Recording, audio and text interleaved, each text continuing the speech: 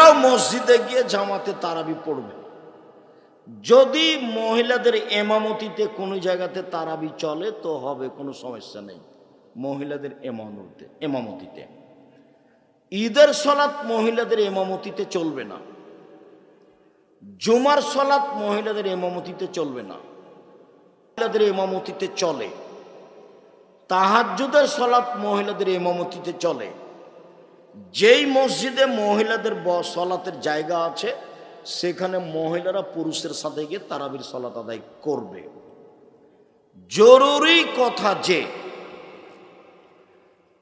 স্ত্রী মিলনের কারণে আপনার ফরজ গোসল আছে, আজান হয়ে গেছে, কোনো সমস্যা নেই, খেয়ে নেন, পরে গোসল করিয়েন। সাহারি খান এই অবস্থাতে গোসল না করেই সাহারি খেয়ে নেন, তারপরে গোসল করে সালাত আদায় করেন, কোনো সমস্যা নেই। দিনে স্বপ্নদোষ হলে সিয়ামের ক্ষতি হবে না।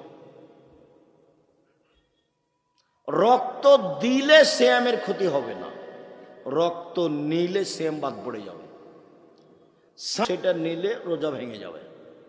যে ইঞ্জেকশন খাদ্যমূলক নয় সেটা নিলে সিয়ামের ক্ষতি হবে না। তরকারি জিহ্বাতে চেখে দেখলে সিয়ামের ক্ষতি হবে না।